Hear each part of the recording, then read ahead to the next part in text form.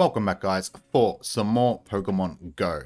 Last week's video that I did about the top 10 biggest problems in Pokemon Go was really well received. You guys seem to really enjoy the format. So I thought that I would turn this into a bit of a weekly series of Pokemon Go top 10s. I already have a heap of ideas for topics that I can cover in this series, but if you guys have any ideas of things that you would like to see, suggestions, stuff like that, just let me know in the comments down below. And if you're new to the channel, please consider hitting that subscribe button and thumbs up. It really helps out the channel. Or you can become a channel member by hitting that join button to get access to a bunch of awesome perks and also to help out the channel. Thank you. So on to technically the second part of this series now. I'll link part 1 up there if you guys haven't seen it. And the reason why you guys probably clicked on this video. Today, I'm going to be telling you guys about the top 10 best ways to get shinies in Pokemon Go. So let's get into it. First off, we're going to talk about the most obvious way of finding shinies in the wild. At first glance, there's not really a lot to this one. Basically, the more Pokemon you click on, the more chances you have getting a shiny. Sounds simple, right? Well, there's a bit more going on behind the scenes than that. Every Pokemon that spawns in the wild falls into one of 3 tiers of shiny odds: base odds, medium boosted odds, and perma boosted odds. We don't have the exact odds of any of the shinies in the game, unfortunately, but from the research that Sylph Road has done, we have a pretty good idea of what a lot of them are. On average, the base rate for most wild shinies is about 1 in 500, which is around 0.2% of all wild spawns. This group is made up of the majority of the shinies in the game and is the most likely group of shinies that you'll probably encounter. It's also made up of the most common Pokemon that are available in the game. The next group is the medium boosted shinies. These odds are about 1 in 125, which is about 0.8% of all wild spawns. This group is the smallest of the 3, only consisting of Gible, Meltan, and Shinx. And at the time of recording this, both Shinx and Meltan aren't actually available at the moment. Lastly, we have the perma boosted group of shinies. The odds of these are about 1 in 64, which is about 1.6% of all wild spawns. This group is made up by some of the rarest spawns in the game, like Ditto, Chansey, and Skarmory, but it also contains the Alolan and Galarian Pokemon that have forms in previous generations, and most of the baby Pokemon.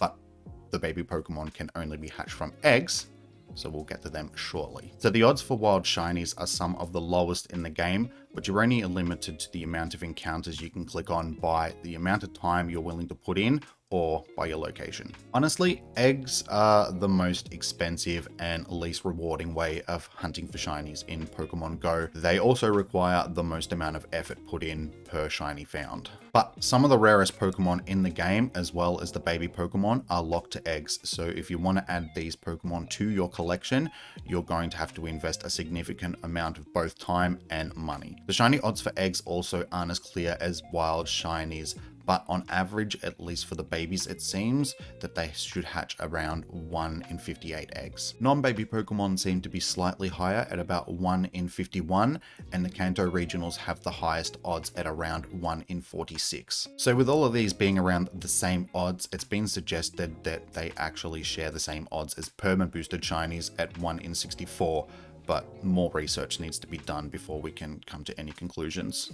Completing research tasks is another way that you can find shinies, but just like eggs, it also has its limitations. Firstly, almost all research shares the same odds as wild spawns, so unless something is locked to either research or raids, you're probably better off trying to hunt it in the wild. The only time the research odds change is during limited research events, but the odds can also vary during these events depending on the Pokemon that is featured, from anywhere between 1 in 10 to 1 in 20. But if you are willing to put in the effort, the upside of getting shinies from research is they usually have pretty good stats if that is something that you care about. Raids are, and I say are fairly loosely here, one of the best ways of getting shinies in Pokemon Go. It doesn't mean that they're easy to get, but raids do have some of the highest odds in the game if you're willing to pay for them. Raids, like wild shinies, fall into 3 different tiers of shiny odds, but unlike wild shinies, they don't vary as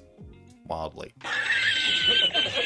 Non-legendary raids have the lowest of the three, and on average are around 1 in 64, so it is thought that they have the same odds as the perma-boosted shinies. Legendary raids have the second highest odds in the game at about 1 in 20, but because we only get one free raid pass a day, you would be needing to spend at least $19 on passes a day to take full advantage of those odds. And as we all know, that still doesn't guarantee that you're actually going to get the shiny. Last, we have a special 3-hour raid days, which actually have the highest odds in the game at a whopping 1 in 10. We've had 15 of these events so far, and the only one that didn't have these odds was Articuno, but that was the first one that was actually held, so it seems that Niantic adjusted the odds to make the shinies a little bit more accessible, given that they're only available for such a limited time. Next up is trading. Now, trading isn't really a shiny hunting method, but it is a good way of completing shiny families, obtaining community day shinies that you may have missed, or even getting your hands on rare regional shinies. Trading is also a good way of re-rolling stats on Pokemon that you already have, so if you have a bunch of shinies with bad stats, you have nothing to lose trading them with a friend to see if you can get Shundos, lucky Pokemon, or if you're lucky, both. Unfortunately, trading is very limited in Pokemon Go. Normally, we're limited to only being able to trade with people within 100 meters of ourselves. That has been increased on occasions, but the highest that it's ever been is only 40 kilometers, which still doesn't really make it far enough to trade regionals and stuff like that. At this time, battling the Team Rocket leaders is the only way of obtaining rare, shiny shadow Pokemon. Occasionally, you may also be able to get them from certain grunts, but this is usually only a temporary bonus, or it's a glitch that Niantic is quick to fix, unlike the actual issues in the game. At some point in the future, this might also be the way that they add shiny shadow legendaries to the game, because that would give people more opportunities than the one that we tend to get after beating Giovanni. The research that's been done on the shiny odds of shadow Pokemon is sufficient enough to conclude that they are higher than base odds, but we haven't actually done enough to know exactly how high they are, but they think they're in the range of about 1 in 101. PvP rewards are another good way to get access to a lot of different Pokemon, including legendaries and some special costume Pokemon. If the reward Pokemon can be a shiny, there is a chance that you can encounter one just like you would through field research.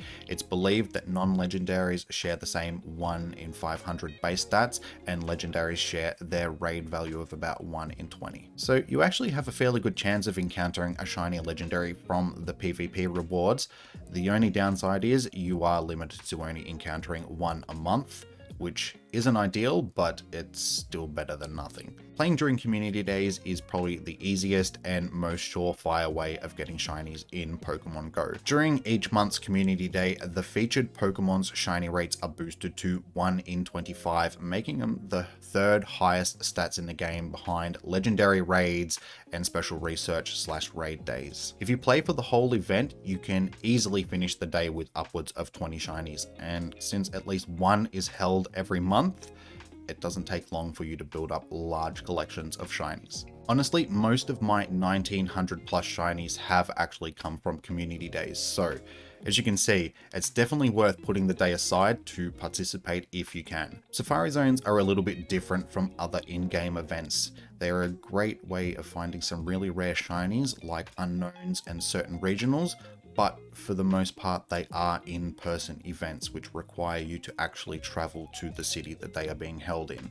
During a Safari Zone, at least one new shiny will make its global debut, and prior to November 2018, the odds of actually finding that shiny anywhere in the world were 1 in 25, which is the same as Community Day odds. But for some reason, Niantic has changed this, so now the odds of finding the featured shiny are actually closer to the medium boosted odds of 1 in 64. And for the people that are actually lucky enough to attend the event in person, they should see similar odds of about 1 in 64 across all eligible Pokemon that are spawning. GoFest is the biggest event on the Pokemon Go calendar, and it has the most shinies available for a single event. They are held over 2 days and focus on all aspects of the game, from wild spawns to research and raids, giving trainers opportunities of encountering shinies from all three. Tours are very similar to GoFest, but instead of celebrating Pokemon Go as a whole, they focus only on one generation.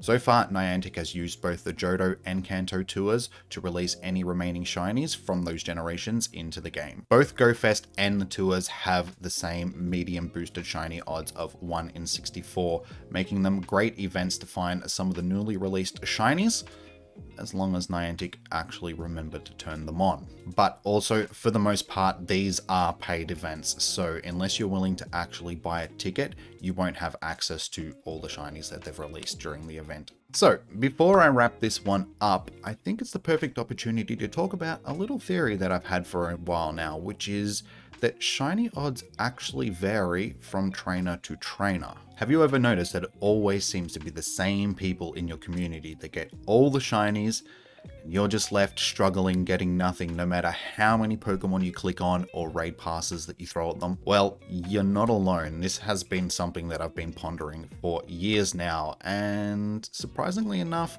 there's quite a few other people which tend to think the same thing. It doesn't seem to matter how much you actually play the game or how much you're spending in game.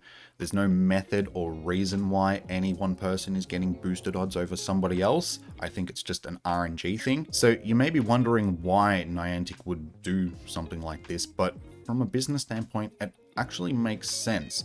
It lets other people in the community see what they could have if they just spent that extra dollar or played for that extra hour. It also creates a sense of FOMO, which is a very common thing these days. The perfect example of this is, have you ever noticed that it always seems to be the new trainers or the baby accounts which get the shinies from raids first rather than the actual active players? This is a tactic that is used by casinos and stuff like that to entice people into spending more money. You give people a small payout to get them hooked, and then you gradually decrease the amount of payouts that you actually give, and people by nature will just continue throwing money at it just to keep trying to get that dopamine hit. Like I said, this is just a theory, but this is a very common thing in gambling and mobile gaming, so I wouldn't be surprised if Niantic is doing something like this to some degree. So that's it, guys. That is the top 10 best ways to find shinies in Pokemon Go. Unfortunately, unless we have an item like the shiny charm added to the game, I don't see these odds changing anytime soon. I also don't see any new shiny hunting methods like Masuda being added to the game. But because of events like Community Day, Pokemon Go already has the highest shiny odds out of any Pokemon game, so I really don't see a reason that we actually need items like the shiny charm added to it. Sure, it would be a nice endgame item to be awarded once you hit level 50. Honestly, how many more shinies after the 30 you would have caught anyway do you actually need? Anyway, if you've made it to this point in the video and you haven't already, please hit that like and subscribe button to help support the channel. And if you can think of any other ways of hunting shinies in the game that I may have missed, let me know in the comments below. I'm pretty sure I covered basically everything, but I don't know, so let me know. Or just let me know what your favorite way of hunting shinies is, or if you have any of your own little superstitions that you do when you're out hunting shinies that always seem to pay off. We need to know all the little tricks so we can get all the shiny boys. I'd love to hear your thoughts, guys. So, stay safe, happy hunting, and I will see you guys in the next one. Bye!